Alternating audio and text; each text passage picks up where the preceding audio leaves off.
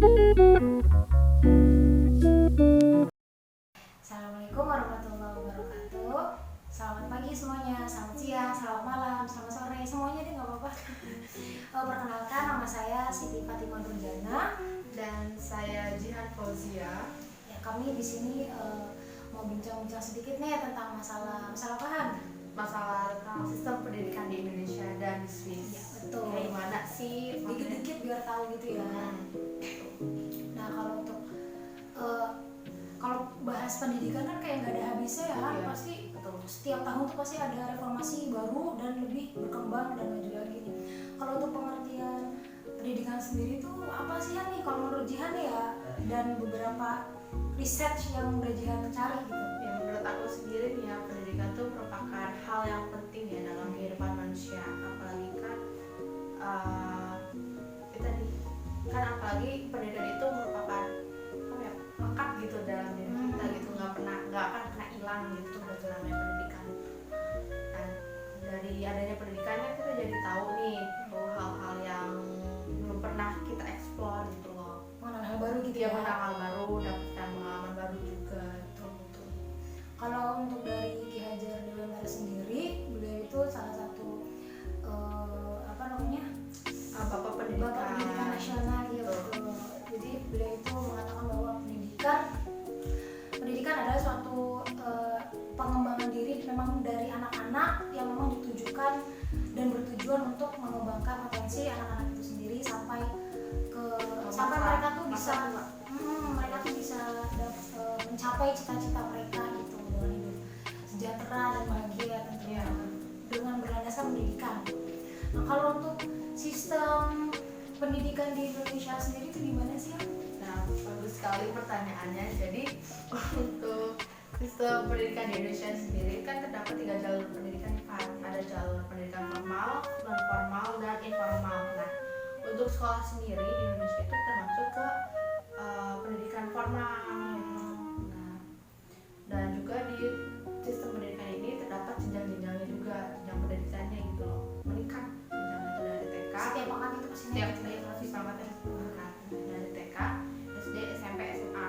Nah, untuk TK sendiri, anak masuk usia TK tuh dulu berusia minimal itu 5 tahun. Nah, kalau sekarang kan ganti gitu ya, jadi 6 tahun gitu kalau masuk TK sendiri. Nah, ada juga tuh kayak anak cuman ikut-ikutan doang tuh, anak bawang bahasa ini ya. Bahasa ya, familiar bahasa Indonesia familiarnya gitu. anak bawang, anak tuh masuk berusia 4 tahun itu cuma ikut-ikutan doang. Nah, untuk TK sendiri tuh itu opsional, Pak, nggak diwajibkan, terserah orang tuanya mau masukin anaknya ke TK atau langsung masuk SD gitu. Tergantung berarti nih orang tuanya mau Iya, bergantung. anaknya pemanasan dulu atau tetap masuk SD gitu. Nah, ya, betul. Kalau untuk SD sendiri itu gimana tuh? Nah, kalau untuk SD sendiri, SD tuh sekarang masuknya berumur 7 tahun, Pak. Apa sih, ada peraturan baru? Peraturan baru. Ya, peraturan lama itu SD tuh masuk berusia 6 tahun. Oh, berarti yang ininya TK-nya ya? Iya. TK yang 6, SD yang 7 Nah, gitu. ya gitu. Jadi bertukar gitu. Betul. Lanjutnya dari TK Dari TK TK SD ke gitu. SD kan. Nah, dari TK maksudnya dari SD. Nah, SD sendiri pendidikannya itu selama 6 tahun dari kelas 1 sampai kelas 6. Oh. Nah, untuk anak kelas 6 ini mereka diwajibkan untuk mengikuti ujian nasional, karena ujian nasional ini merupakan salah satu persyaratan anak untuk melanjutkan ke jenjang berikutnya atau tidak. Berarti benar-benar wajib ya kalau Wajib banget kalau ujian nasional. Kalau sama sekali nggak bisa, Ya udah berarti ulang. Kemungkinan mungkin bisa Iya. kali ulang. Kalau abis SD itu jenjangnya apa nih? gimana? Jenjangnya apa abis SD? Nah, habis SD ke berikutnya ke SMP, sekolah menengah pertama. Nah, di SMP ini masa pendidikan ini selama 3 tahun dari kelas 7 sampai kelas 9. Nah, anak masuk SMP ini berusia 13 tahun, Pak. Berarti langsung gitu Ya, ya? berarti langsung dari SD langsung ke SMP, maaf maksudnya gitu. Nah, terus setelah SMP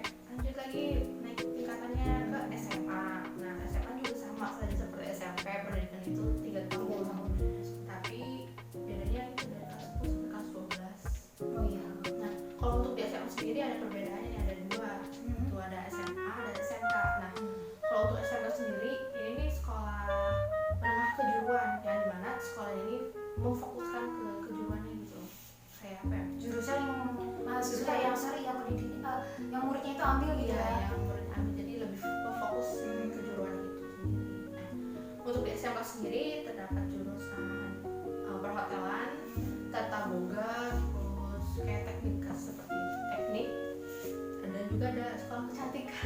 Oh iya.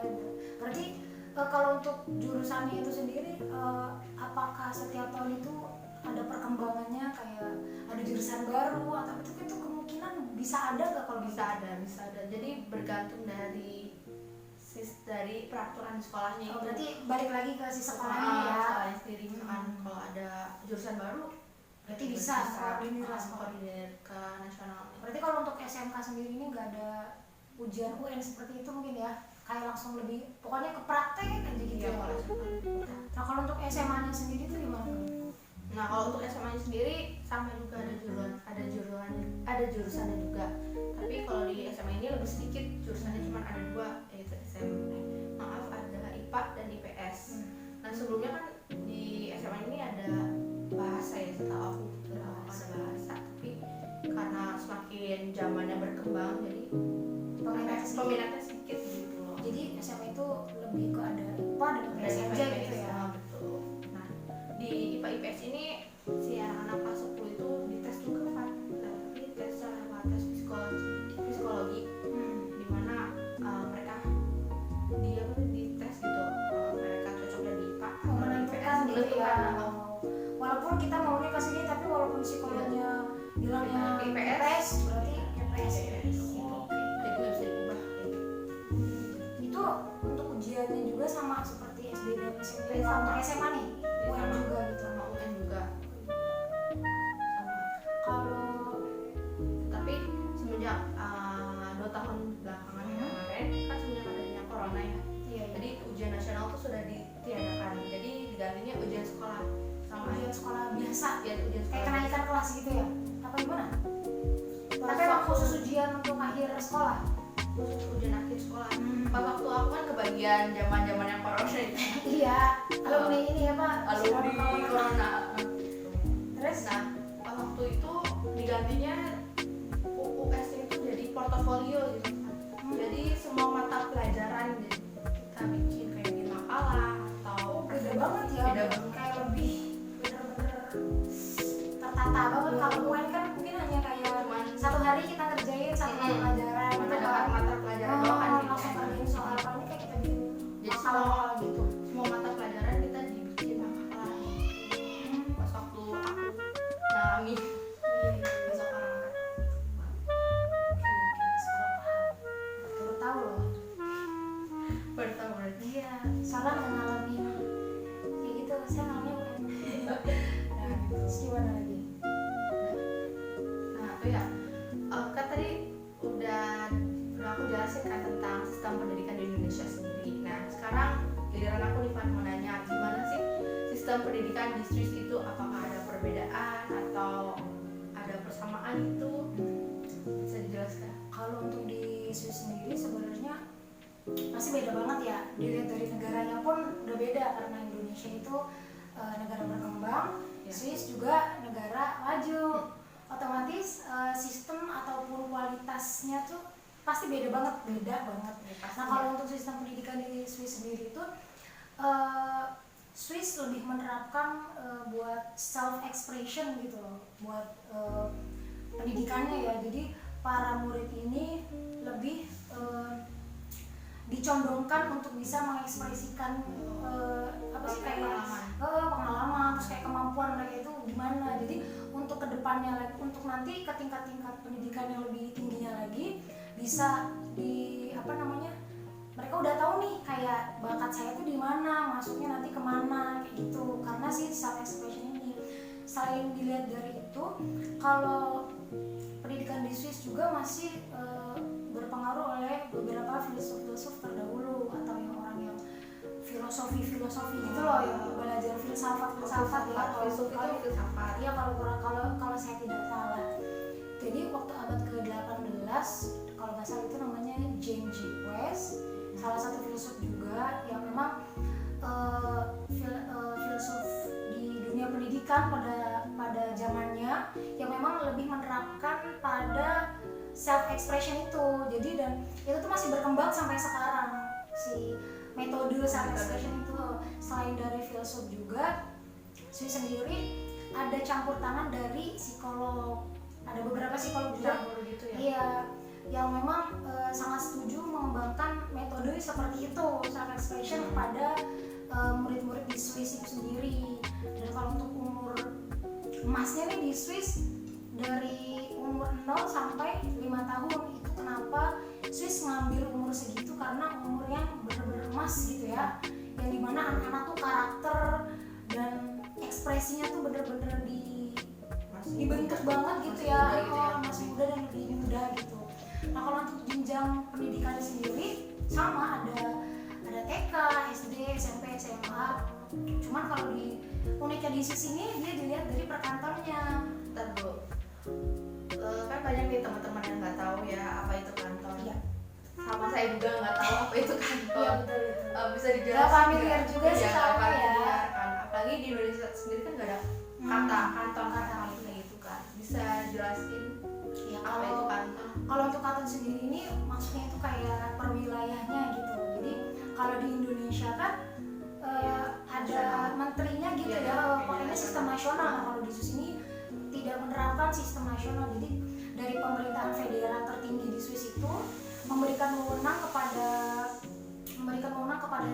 pemerintahan kantonnya ini per wilayah untuk mengembangkan dan memberikan peraturan apa aja sih gitu buat pendidikan di wilayahnya masing-masing kayak gitu. Nah sekarang ke ininya nih, ke jenjangnya ya. Tadi kan ya, kita kayak jelasin dulu nih kanton apa.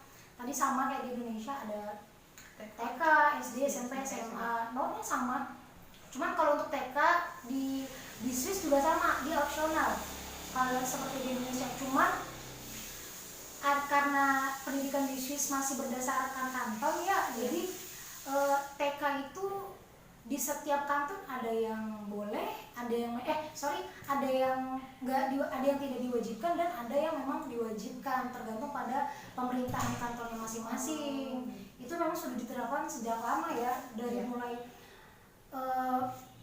kanton itu masih ada 18 dan sampai sekarang itu kalau nggak salah ada 26 kanton di Swiss tersebut, di negara Swiss kayak gitu.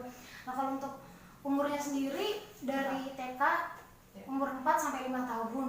Oh, lebih muda ya berarti. Iya, lebih awal lagi gitu ya daripada di Indonesia. Dan untuk SD-nya sama umur 6. Intinya tuh total masa jenjang pendidikan di Swiss itu yang diwajibkan itu 9 tahun. Kalau di Indonesia berapa tuh? Pas setahu aku nih ya, zaman tahun 2012 kalau nggak salah ya, itu tuh pendidikan tuh masih 9 tahun.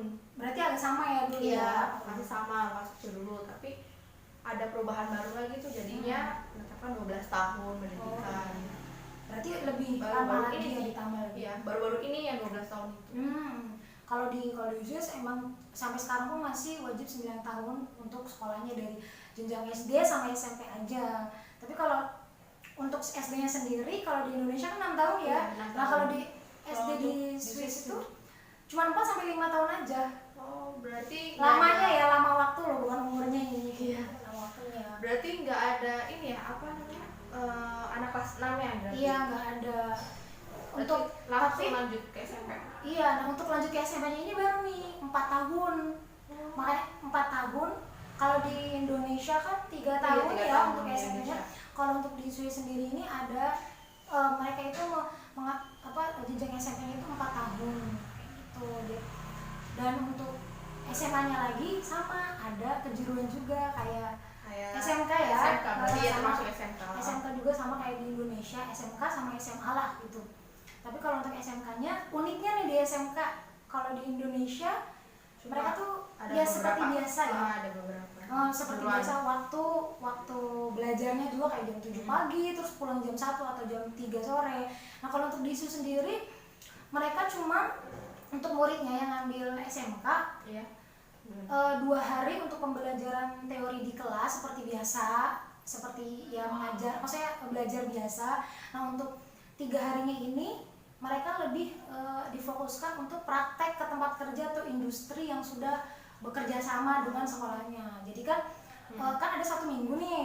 Ya. Jadi kalau untuk ada 1 minggu, jadi Senin sampai Minggu, tapi untuk Sabtu Minggu kan weekend ya. Nah mereka tuh hanya menghabiskan waktu kuliah dari Senin sampai Jumat aja, tapi ya lebih difokuskan untuk prakteknya ya kalau di Swiss, karena emang disiapkan untuk untuk bekerja dan tidak diharuskan untuk melanjutkan ke kuliah juga ke universitas. Berarti kalau untuk di Swiss sendiri berarti nggak wajib ya kalau kayak gitu SMK-nya. Iya, kayak kalian bisa milih juga mau ke SMK atau mau SMA. Karena makanya yang waktu umur mereka muda ini masih di bawah tingkat, maksudnya di bawah SMP ini kan kayak udah terlihat nih biasanya kamu mau saya ini bisanya apa, makanya mereka Swiss menerapkan sekali dengan self expression ya kayak gitu. Nah kalau untuk SMA-nya sendiri, kalau SMA nggak ada kejuruan kayak di Indonesia kayak IPA IPS kayak gitu ya, nggak ada. Berarti kalau cuman masuk SMK aja gitu, difokuskan untuk mengikuti ujian masuk ke perkuliahan nanti. Karena emang mayoritas orang-orang Swiss itu kalau masuk SMA mereka pasti masuk ke dunia perkuliahan, masuk universitas gitu. Jarang sekali kalau misalnya ada yang masuk SMA biasa bukan SMK tapi mereka nggak masuk universitas itu jarang sekali terjadi gitu. Tentu kan kalau masuk universitas susah ya, maksudnya apalagi tes-tesnya sana sini, itu makanya kenapa pada saat SMA mereka lebih difokuskan untuk belajar ke ujian universitas seperti itu. Nah kalau untuk perkuliahannya sendiri nih, kalau untuk perkuliahan gimana? Perkuliahannya enaknya di Swiss tuh untuk para mahasiswa dan mahasiswinya bisa kerja part time. Jadi pemerintahan di Swiss ini memang tidak melarang, jadi tuh nggak pilih-pilih gitu loh pemerintahannya. Karena kan ada negara yang kalau dia bukan dari negara tersebut buat part time itu agak susah ya, dilarang terus kayak agak susah. Tapi kalau di Swiss itu mereka menyamaratakan gitu, walaupun dari misalnya kita dari Asia terus tinggal di sana atau kuliah di sana, kita masih bisa part time dan emang nggak dibedain sama sekali, masih bisa untuk part time-nya. Enaknya kayak gitu ya. Berarti kita harus bikin visa. Iya. Kalau misalnya emang kita status sama si mahasiswa sih nggak harus kayak ganti visa buat orang kerja ya. Kalau nggak salah kan pergantian gitu ya. Kalau misalnya mau kerja atau kuliah di luar negeri visanya beda kayak gitu. Berarti bebas berarti ya. Kalau untuk yang masih berstatus mahasiswa nih kayak gitu. Seperti itu, baru tahu ya teman-teman. Bisa nih nanti S2. Amin. Ya Allah, bisa iya, gitu. Nah kalau di Indonesia untuk perkuliahannya ini gimana, atau ada sistem kurikulum ya? Kalau nggak salah kan Indonesia ini bukan suka sih sebenarnya, kayak pernah ganti kurikulum kayak Kurtilas atau apa gitu ya kalau nggak salah. Ya jadi Kurtilas itu kurikulum baru ya. Kalau buat di pendidikan di Indonesia sendiri, Kurtilas ini pergantian dari kurikulum KTSP yang 2006. Yang sebelumnya itu berarti 2006 ya. 2006 ya. Kurtilas itu kurikulum baru. Itu kayak gimana tuh kurikulumnya? Lebih apakah lebih susah dari kurikulum sebelumnya, atau terus kayak Indonesia nih cocoknya menurut Jihan ya, kurikulumnya itu lebih prefer enaknya ke yang Kurtilas seperti sekarang, atau emang kayak dulu aja ada kemajuan atau kelebihan kekurangan dari Kurtilas ini nih kayak gimana gitu? Ya menurut aku sendiri nih ya, Kurtilas tuh ada kurang lebihnya. Nah kalau untuk kelebihannya dulu apa ya, siswa menjadi lebih aktif gitu loh, kayak jadi lebih percaya diri. Apalagi kan di Kurtilas tuh siswa lebih apa ya, lebih ke banyak student center gitu ya, student center gitu, lebih ke banyak ke presentasi gitu loh. Jadi berarti siswa yang banyak bergerak, geraknya, lebih aktif lagi siswanya. Tapi kekurangannya itu si guru tuh jadi banyak yang salah paham gitu loh, apa ya, salah menggunakan gitu, jadi seenaknya ke murid gitu. Jadi kayak seolah-olah si murid itu gurunya gitu loh. Kayak kebalik jadinya jadi gitu kebalik ya. Jadi si guru tuh cuman duduk ngeliatin gitu, mantau, terus atau ngasih arahan arahan kayak apa gimana gitu salah baru beresin kayak nah gitu ya ya. seperti itu kalau di Kurtila sekarang. Terus itu kira-kira cocok nggak tuh kalau misalnya pakai Kurtilas? Atau misalnya kayak 50-50? Masih Sebenarnya enak 50-50 juga sih. gitu ya. Sebenarnya ada enaknya juga ya itu yang menjelasin. Kalau biaya pendidikan di Indonesia nih kayak gimana?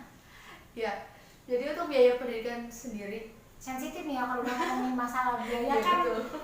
kayak udah gimana gitu ya. Gimana nih kalau di Indonesia? Jadi di Indonesia sendiri kan ada, kalau untuk di sekolah negeri ya kan beda ya sekolah negeri sama sekolah swasta. Iya. Kalau untuk sekolah negeri yang setahu aku itu tuh mereka cuma bayar uang SPP sama uang seragam atau uang buku gitu. Berarti nggak full ya kalau di Nggak negeri, full. berarti hanya beberapa aja gitu. Cuma beberapa Iya. aja. Terus juga itu bayarannya tuh setahu aku 250 apa 300 gitu. Rata-rata gitu di setiap Rata-ratanya sekolah ya. rata-rata setiap sekolah negeri 300 ribuan. Kalau untuk sekolah swasta sendiri ya itu lebih mahal dibanding di sekolah negeri. Kalau negeri bayarannya. sudah dipelopori oleh pemerintah pusat ya. Betul. Jadi juga kan kalau sekolah negeri kan sudah dibayarin gitu dari pemerintah juga. Tapi ya beda itu. Kalau di swasta lebih mahal ya, lebih fasilitasnya juga lebih bagus lagi kalau di swasta. Sesuai kayak ada harga, ada barang. Betul. Kayak gitu.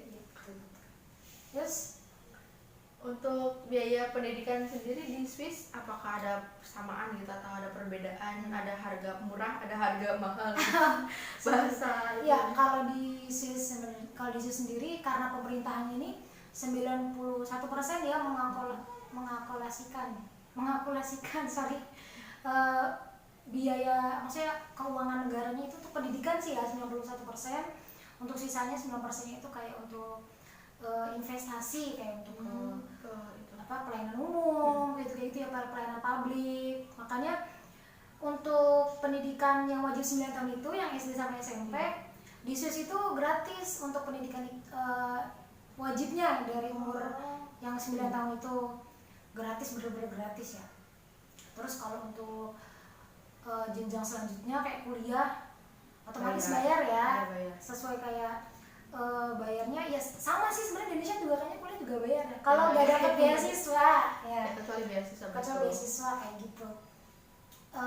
Tapi walaupun misalnya bayar, karena di Swiss kan sudah terkenal dengan pendidikannya yang bagus ya, sudah mendunia, udah ketebak atau emang udah banyak yang bilang juga. Jadi kan sesuai bayaran dengan yang feedback yang orang-orang dapat kalau misalnya kuliah di Swiss kayak gitu. Emang sih kalau untuk harganya itu, kalau untuk yang universitas lumayan mahal. Iya, sangat lumayan. Jadi tapi intinya kan untuk yang pendidikan wajibnya ya, yang 9 tahun itu benar-benar gratis. Pemerintah Swiss mengalokasikan keuangan negara itu untuk pendidikan, karena pemerintahan Swiss itu sangat-sangat lebih mentingin gitu, lebih mentingin pendidikan. Jadi walaupun misalnya nih kayak cuman ada 5 atau 10 orang yang mau ngerasain di jenjang pendidikan, pemerintahan Swiss bakalan ngasih gitu ya. Iya, langsung ngasih yang terbaik banget gitu loh, fasilitasnya, pengajarnya, terus kayak ya pokoknya bener-bener dipenuhi banget deh sama pemerintahan Swiss tuh. Berarti itu tuh tidak memandang kayak kasta kayak gitu, agama, ya nggak mandang suku ataupun agama kayak itu, semua disamaratakan kalau di Swiss. Iya. Berarti bagus ya pendidikannya. Beda banget ya. Beda jauh. Beda jauh. Nah kalau untuk kan pasti ada, kalau sistem kayak gitu kan pasti ada kurang lebihnya nih. Iya. Kalau di Indonesia sendiri kurang sama lebihnya nih apa nih Han? Kira-kira? Ya kurang lebihnya dulu. Untuk kelebihan di sekolah Indonesia sendiri tuh biaya pendidikannya terjangkau, yang tadi aku sebutkan sebelumnya ya. Biaya pendidikan itu dibagi 2 seperti itu, sekolah negeri sama sekolah swasta. Terus fasilitas yang memadai kan, dengan dengan adanya dana bos juga kan bisa tuh Ngebantu ya, lumayan membantu ngebantu kayak fasilitasnya walaupun ya tapi ya membantu lah, ya maksudnya intinya membantu. berarti lebih ke intinya mah dari biaya ini sudah dibedakan ya, Ya sudah dibedakan pokoknya, udah ada ininya udah sendiri ada gitu, bagian sendiri ya. iya betul, karena Indonesia kan berpusat ya ininya ke Betul. apa, pemerintahan Indonesia ininya Pa- pendidikannya Panadim, oh iya Panadim benar, Karim. iya, Panadim Karim itu. Terus ada lagi nggak nih kekurangan? Sorry tadi kelebihan Kelebihan ya, ya, tadi kelebihan. kelebihan. Nah, kelebihannya selanjutnya interaksi sosialnya. Nah, interaksi sosial anak di interaksi sosial anak di Indonesia itu mereka lebih apa ya, lebih terbuka gitu loh. Jadi lebih gampang, lebih mudah berbaur gitu. Oh iya, karena Kayak di Indonesia rasa banyak juga ya banyak. sukunya, bahasanya. Oh iya benar-benar. Baru Juga kepikiran nih. Terus juga mereka tidak hanya berteman di lingkungan sekolah aja, tapi ya mereka juga bisa berteman di luar sekolah kayak di tempat Iya. les atau mungkin mereka punya kenalan gitu dari sosial media. Oh iya betul. Seperti itu. Terus kekurangannya nih. Iya, Kekurangannya pasti ada. Pasti ada, mungkin nggak ada. Nah, ada beberapa sekolah gitu ya, fasilitasnya itu kurang memadai gitu kan. Iya. Ya misalnya kayak di daerah terpencil kan masih ada fasilitas yang kurang. Oh iya, benar-benar. Belum rata gitu Ya ya. belum rata, jadi belum disamaratakan. Terus masih adanya pembulian gitu, kenakalan anak di Indonesia itu masih ada. Kayak pembulian, terus tawuran, terus apa? Senioritas, Oh iya, senioritas kayak gitu ada. masih ada. Udah begitu doang. Udah. Sorry kekurangannya. Udah kekurangan itu saja. Nah, kan tadi sudah aku jelaskan kan tentang kurang lebihnya pendidikan di Indonesia. Nah, aku pengen tahu nih, kan Swiss kan negara pendidikan yang bagus kan, pasti banyak kelebihannya kan, dan pasti kurang lah kekurangannya sedikit. Pasti ada kekurangan pasti, karena Apa tidak ada yang sempurna. apa kebanyakan kelebihan? Jadi itu kalau Pengen tahu nih. di Swiss sendiri, kalau untuk kelebihannya yang udah sama sebelumnya, pendidikannya gratis ya untuk Iya. yang wajib sekolah 9 tahun itu selama 9 tahun. Terus kayak di Swiss ini kelebihannya apa namanya, buat para mahasiswa juga part time udah pasti. Terus karena di Swiss itu kan indah banget ya, jadi tuh mereka buat nyari kayak tempat, apalagi buat mahasiswa nih yang semester akhir mau skripsi, mereka tuh buat refreshing atau healingnya tuh mereka lebih enak, tempatnya mendukung juga kayak gitu. Terus di Swiss ini kelebihannya juga ada karena di Swiss banyak tempat untuk riset gitu loh, penelitian udah terkenal, Lebih gampang gitu iya, ya untuk penelitian. jadi tempat penelitian karena sebelumnya juga kan banyak universitas yang udah dulu banget, yang udah sepuh banget karena udah mungkin kinerjanya udah kebaca ya sama ilmuwan, jadi banyak orang-orang ataupun ilmuwan yang membuat riset di Swiss ini, di negara Swiss itu sendiri, kayak gitu kelebihannya. Sebenarnya masih banyak juga kelebihannya, banyak banget, tapi kayaknya kalau di banyak Indonesia ada. wow gitu. Ya, Terus beberapa aja. kalau untuk kekurangannya sendiri, Apa nggak ada kurangnya nih dari Swiss? pasti ada kekurangan di Swiss ini. Salah satunya adalah untuk biaya pendidikannya itu mahal. Maksudnya biaya pendidikan itu itu nggak mencakup yang 9 tahun itu ya, kayak universitasnya ya ini tetap bayar seperti kuliah pada umumnya ya, maksudnya kecuali kalau kita dapat beasiswa itu kan beda. Itu lumayan mahal sih kalau misalnya masuk universitas, dan untuk cari kerja setelah kelulusan itu susah. Kan sebelumnya saya mention kalau sambil kuliah kita tuh bisa kerja ya. Bisa. Tapi itu kan part time ya. Itu kan part time, nggak sepenuhnya kita bener-bener kerja kayak orang-orang kerja pada umumnya gitu, ya. Nah kalau di sini tuh, kalau menurut beberapa review nih, orang-orang yang emang pernah stay di Swiss atau emang mereka udah lama banget, bahkan orang Swissnya sendiri pun ada yang bilang seperti itu, kalau misalnya mereka baru lulus kuliah, emang cari kerja itu agak susah sih sebenarnya. Tapi kalau untuk lamar kerja sendiri Swiss tidak membedakan, sama seperti yang saya mention sebelumnya. Jadi nggak ngebedain kalau kalian itu dari negara mana atau bukan dari negara Eropa, negara Asia atau apapun, mereka tetap bisa menerima, mereka tetap bisa menerima pekerja-pekerja dari luar Swiss itu sendiri gitu. Udah, jadi itu pendidikan di Swiss tuh bener-bener kayak udah tertata rapi banget dari awal banget ya, dari mulai umur emasnya dari umur 0 sampai 5 tahun kayak gitu. Makanya semakin tinggi tingkatannya kan kayak udah orangnya tuh udah siap, udah jadi lah, udah jadi mateng. gitu, tinggal ya jalaninnya aja kayak gimana gitu. Kayaknya segini aja dari kita ya tentang penjelasan perbedaan nih pendidikan Indonesia sama pendidikan di Swiss. Kurang lebihnya kami mohon maaf. Wassalamualaikum warahmatullahi